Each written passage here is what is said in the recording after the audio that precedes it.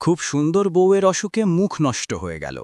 স্বামী তালাক দিয়ে দিল, কিন্তু পরের সত্যিটা স্বামীর রূপ পর্যন্ত কাঁপিয়ে দিল। বন্ধুরা, সকালের হালকা রোদ জানলা দিয়ে ঢুকছিল, কিন্তু সেই আলোয়ও রঞ্জনার মুখের ওপর ছড়ানো অন্ধকার একটুও কমছিল না। সে তার ঘরের কোণে বসেছিল, নিজের কবজি, গলা আর আঙুলগুলো এক দৃষ্টিতে চেয়েছিল, যেখানে হঠাৎ উঠে আসা লাল নীল কুৎসিত দাগগুলো স্পষ্ট দেখা যাচ্ছিল। ব্যথা ছিল না, কিন্তু ভয় ছিল অনেক। সে সেই দাগগুলো ঘষতে ঘষতে দেখছিল, হয়তো মুছে যাবে, হয়তো এটা কোনো ধোঁকা। কিন্তু যত ঘষছে দাগগুলো ততই স্পষ্ট হয়ে উঠছে, যেন কেউ ভিতরের আঘাতকে ত্বকের উপর তুলে দিয়েছে। তার শ্বাস বেগে চলতে লাগল। জলের গ্লাস তুলল, হাত কাঁপল, গ্লাস রেখে দিল। এখনও সে নিজেকে সামলাচ্ছিল যে হঠাৎ দরজা খুলে গেল। ভিতরে ঢুকলেন কমলা দেবী। তার শাশুড়ি। তার চোখ আগে শান্ত ছিল, কিন্তু যেই না রঞ্জনার হাতের উপর দৃষ্টি পড়ল, মুখ তৎক্ষণাৎ বদলে গেল। চোখ বড় বড়, ঠোঁট শক্ত, আর মনে ঘৃণার ঝড়। তিনি এক মুহূর্ত না থেমে তীব্র গলায় বললেন, এটা কি তোমার শরীরে, এ কেমন দাগ? রঞ্জনা ঘাবড়ে গেল।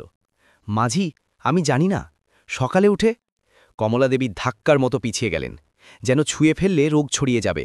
দূরে থাকো আমার থেকে, আমি এমন রোগওয়ালা বউ ঘরে রাখতে পারবো না। রঞ্জনার চোখ ভরে এলো। মাঝি, এটা কোনো রোগ নয়, হয়তো অ্যালার্জি, হয়তো। কমলাদেবী তার কথা কেটে আলমারি থেকে টাকা বের করতে লাগলেন। আমার সব বোঝা হয়ে গেছে, এটা কোনো সাধারণ জিনিস নয়। আমার ছেলের বদনামি করাবো না। সন্ধে পর্যন্ত আমার ছেলে আসবে, তুমি তার কাছ থেকে তালাক নিয়ে নেবে। এত বলে তিনি টাকার গোছা রঞ্জনার পায়ের কাছে ছুঁড়ে দিলেন। এই নাও টাকা, যত কাপড় পরে এসেছিলে তত কাপড় পরেই চলে যাও, আজকের পর এই ঘরে পা রাখবে না। রঞ্জনার পায়ের নিচে মাটি সরে গেল। সে কাঁদতে কাঁদতে বলল, মাজি, একটা ওষুধের রিয়াকশনও হতে পারে। ডাক্তার। কমলাদেবী হাত তুলে বললেন, ডাক্তারের দরকার নেই, আমরা তোমার উপর সন্দেহ করছি, আর সন্দেহ উঠলে সম্পর্ক টিকে না। এই বলে তিনি চলে গেলেন। রঞ্জনা মাটিতে বসে পড়ল। টাকা তার পায়ের কাছে ছিল, আর তার হাতে সেই ভয়ঙ্কর দাগ। সে ভাবছিল, কি একটা মেয়ের দাম তার সৌন্দর্য দিয়েই হয়? কয়েকটা দাগ দেখে ঘর, সম্পর্ক, ভালোবাসা সব শেষ হয়ে যায়। সন্ধে নামতে লাগল। রঞ্জনার শ্বাস আরও জোরে চলছিল, প্রতি শব্দে চমকে উঠছিল। মনে আশা ছিল দেবাংশু বুঝবে, তার হাত ধরবে, তার ব্যথা শুনবে। কিন্তু যেই না দরজা খুলল আর দেবাংশু ভিতরে ঢুকল, রঞ্জনা বুঝে গেল সেও বদলে গেছে। তার মুখে ভালোবাসা নেই, ঘৃণা, সন্দেহ আর বিরক্তি। আসতেই বলল, মা যা বলেছেন তা সত্যি, আমি তোমার থেকে আলাদা হতে চাই। রঞ্জনা কাঁপতে কাঁপতে বলল, দেবাংশু, এই দাগগুলো কোনো রোগ নয়, ডাক্তার। দেবাংশু চিৎকার করে উঠল, বাস, তুই আমাকে ধোকা দিতে পারবি না। আমি এই দাগগুলো দেখতে পাচ্ছি, লোকে কি বলবে? আমি নিজের ইজ্জত দাঁওতে লাগাতে পারবো না।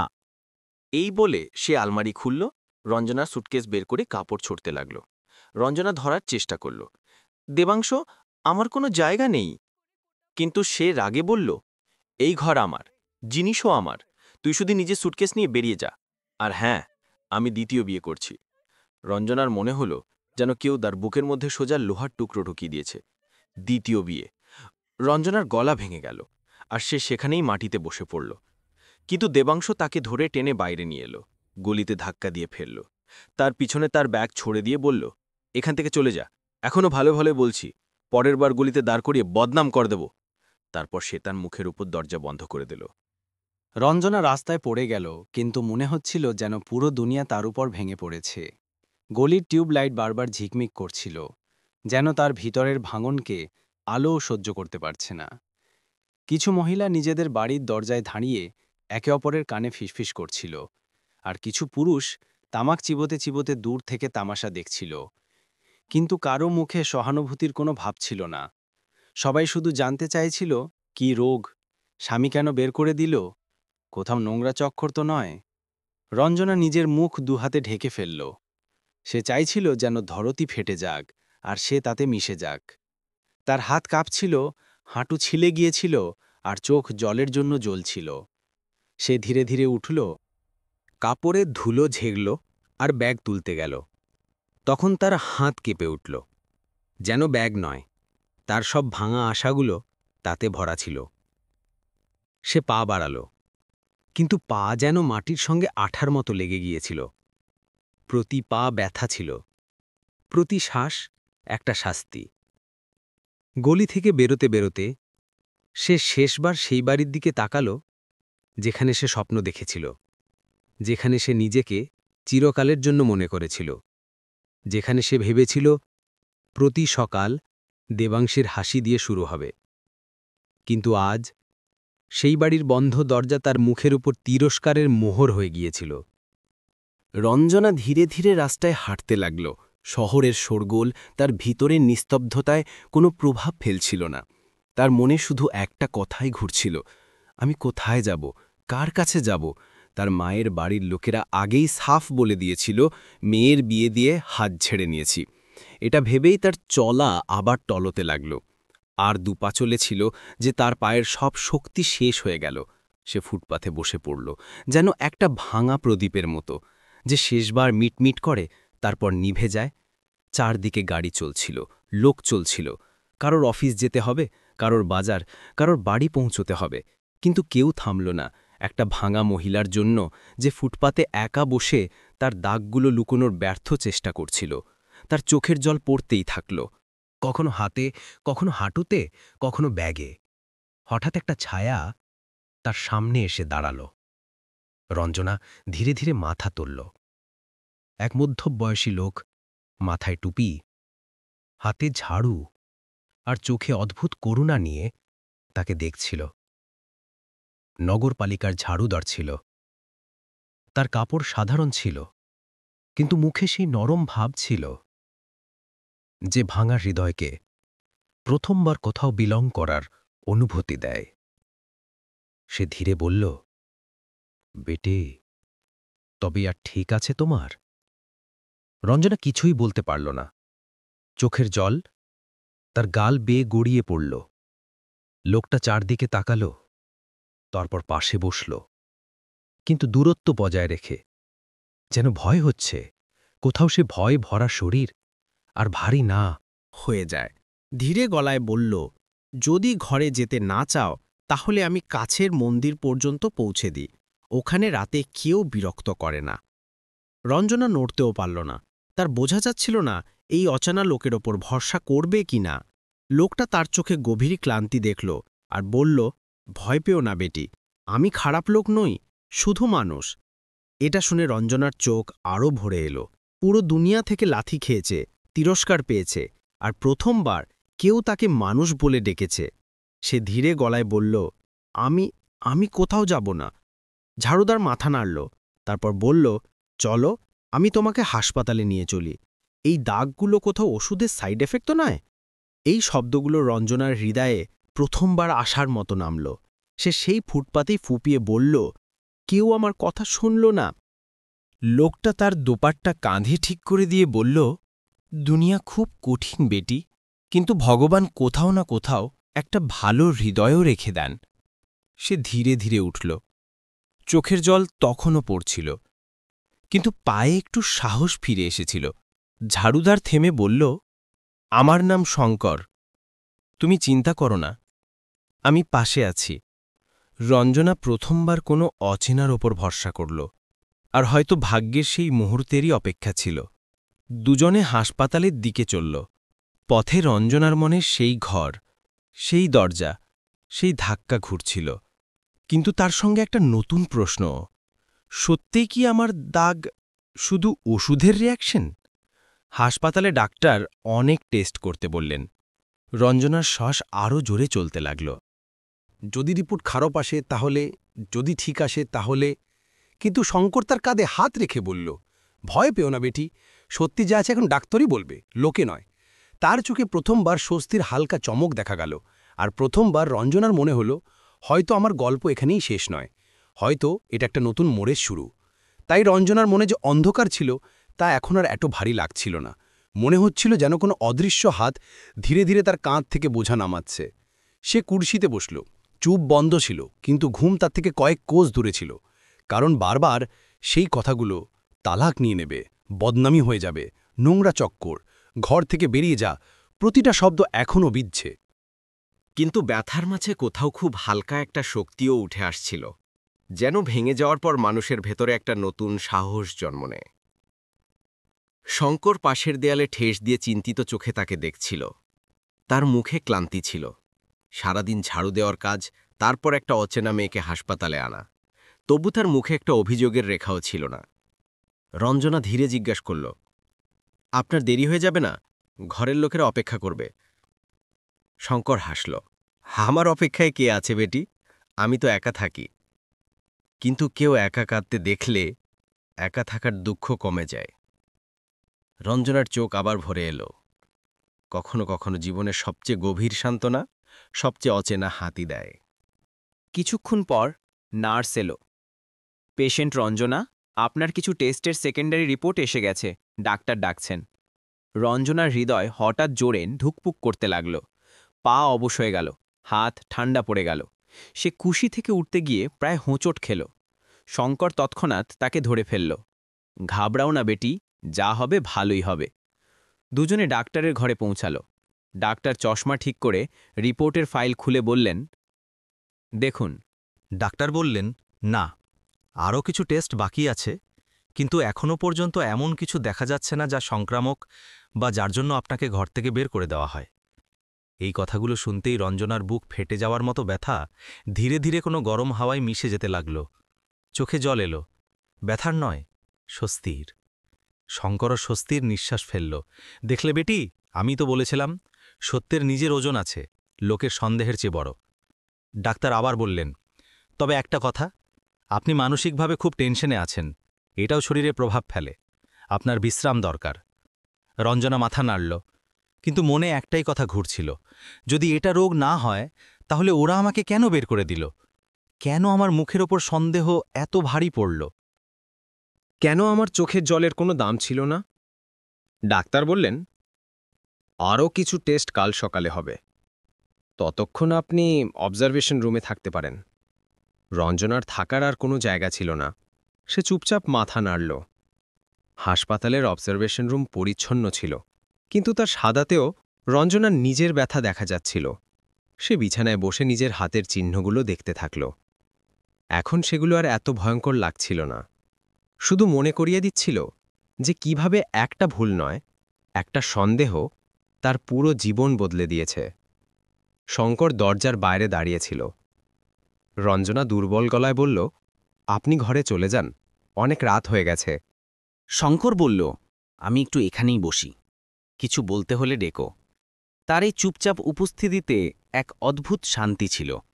রঞ্জনা প্রথমবার অনুভব করল যে দুনিয়া পুরোপুরি খারাপ নয়।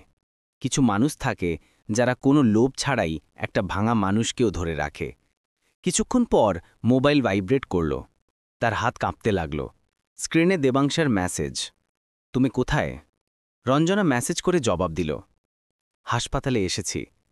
দেবাংশের আবার মেসেজ, রিপোর্ট যাই হোক, তুমি ঘরে ফিরে আসতে পারবে না, আমার নতুন বিয়ে ফিক্স হয়ে গেছে, আমাকে বিরক্ত করো না। রঞ্জনায় হৃদয়ে পাথর হয়ে গেল। চোখের জল বেয়ে গালে পড়ল।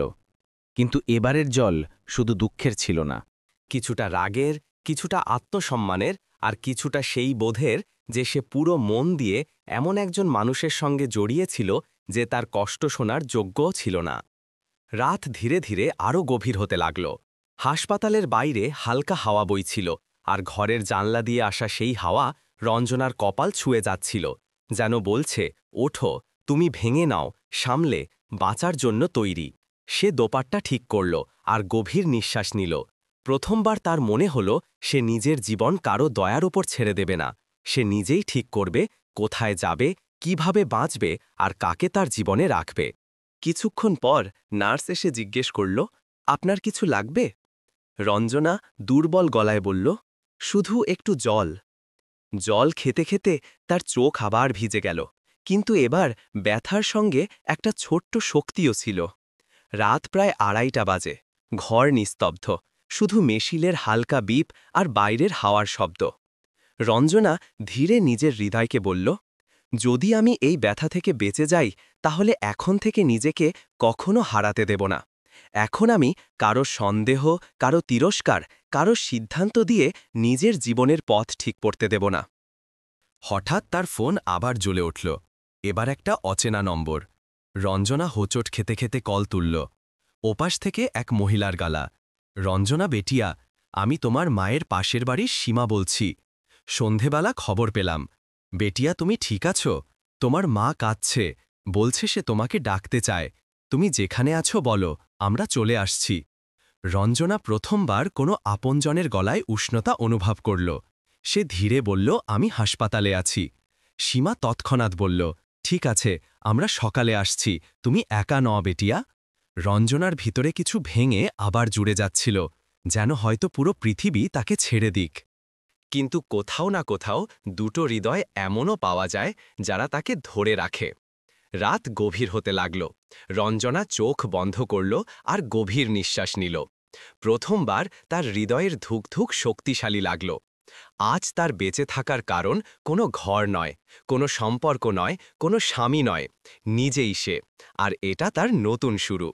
পরের সকালের প্রথম রোদ জানলা দিয়ে ঢুকতেই রঞ্জনা ধীরে চোখ খুলল।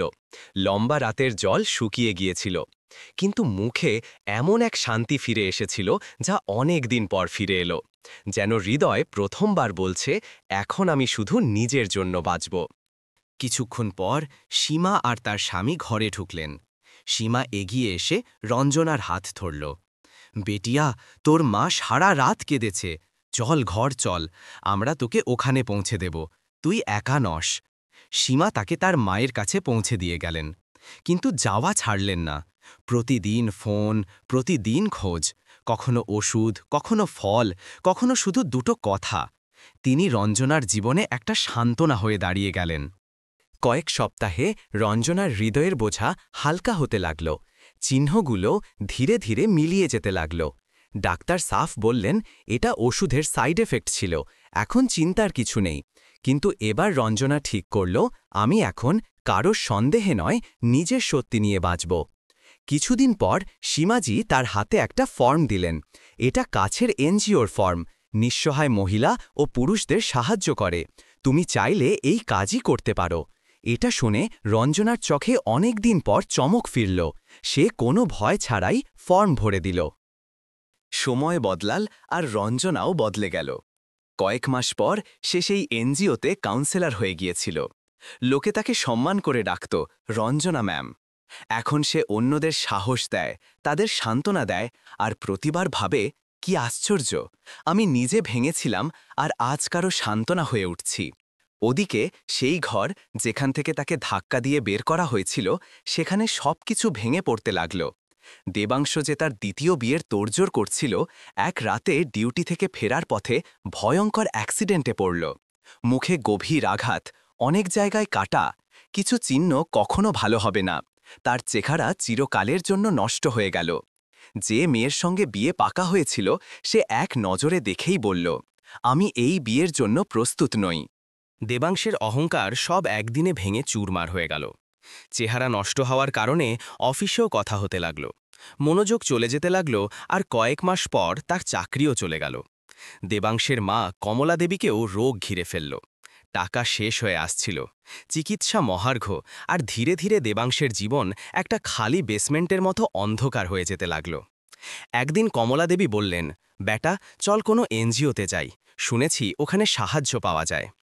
দেবাংশ ভাঙা ছিল, শরীরেও আর ভিতরেও। মা ছেলে দুজনে ধীর পায়ে একটা এনজিওতে পৌঁছাল। রিসেপশনে লোকটা বলল, কাউন্সেলর ম্যাম এখন মিটিংয়ে আছেন, একটু অপেক্ষা করুন। কিছুক্ষণ পর কাউন্সেলরের দরজা খুলল, আর বাইরে এলো সেই মেয়ে যাকে দেবাংশ দাগের সন্দেহে ধাক্কা দিয়ে ঘর থেকে বের করে দিয়েছিল, রঞ্জনা। কিন্তু সে এখন আগের চেয়ে অনেক বেশি সুন্দর, আত্মবিশ্বাসী, শান্ত আর উজ্জ্বল। মুখে কোনো দাগ নেই, কোনো ভয় নেই, কোনো ভাঙন নেই। দেবাংশ তাকে দেখে পাথর হয়ে গেল। রঞ্জনা থমকে দাঁড়াল। ধীরে মা আর সীমাজির আশীর্বাদ মনে করে খুব নরম গলায় বলল, হ্যাঁ বলুন। দেবাংশের চোখ ভরে এলো।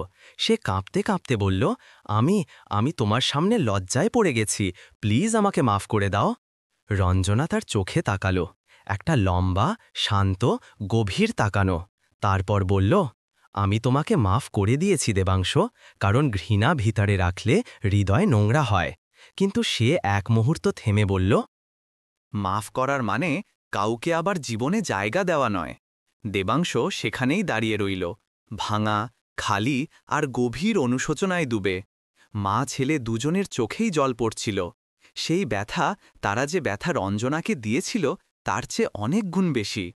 রঞ্জনা শুধু এটুকু বলল, আমি আপনাদের সাহায্য করব, কিন্তু শুধু একজন মানুষ হিসেবে। আমার জীবনে এখন আমার সিদ্ধান্ত আছে, আমার সম্মান আছে, আর আমার সীমা আছে। দেবাংশের কাছে এখন শুধু অনুশোচনা ছিল, একাকিত্ব ছিল, আর জীবনভর বিঁধে থাকা একটা কাঁটা যা কখনো শেষ হবে না। কমলাদেবীও নিজের করা কাজের জন্য লজ্জায় পড়ছিলেন, কিন্তু অনেক দেরি হয়ে গিয়েছিল। ওদিকে রঞ্জনা তার অফিসের বাইরে হালকা রোদে দাঁড়িয়ে মুচকি হাসছিল। সে এখন আর কারো বদনামি, কারো সন্দেহ, কারো প্রতারণা দিয়ে সংজ্ঞায়িত নয়। সে এখন নিজেরই একটা পরিচয় গড়ে নিয়েছে।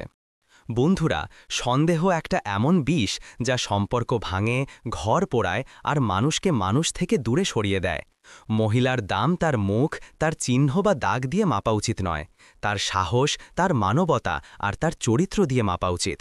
আর সবচেয়ে বড় কথা, কখনো কাউকে এতটা ভাঙবে না যে সে তোমার ছাড়া আরও শক্তিশালী হয়ে উঠবে, আর তুমি অনুশোচনায় ডুবে যাবে। কিন্তু বন্ধুরা, এখন তোমাদের কাছে একটা প্রশ্ন।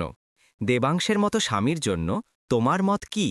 এমন পুরুষকে জীবনে দ্বিতীয় সুযোগ পাওয়া উচিত, নাকি তার জন্য একাকিত্বই সবচেয়ে বড় শাস্তি? আর রঞ্জনা যে সিদ্ধান্ত নিয়েছে, মাফ তো করেছে, কিন্তু জীবনে জায়গা দেয়নি। তোমার মতে এই সিদ্ধান্ত ঠিক না ভুল? কমেন্টে নিজের মতামত অবশ্যই লিখে দাও। তোমার এক লাইন কারো জীবনের চিন্তা বদলে দিতে পারে। আর যদি এই গল্পটা তোমার হৃদয় ছুঁয়ে থাকে, তাহলে ভিডিও লাইক করো, আর এমনই সত্যি আবেগপূর্ণ গল্পের জন্য আমাদের channel story by BK subscribe করো। আর নিজের নাম ও শহর অবশ্যই লিখে দিও, যাতে পরের গল্পে আমরা তোমাকে ধন্যবাদ জানাতে পারি।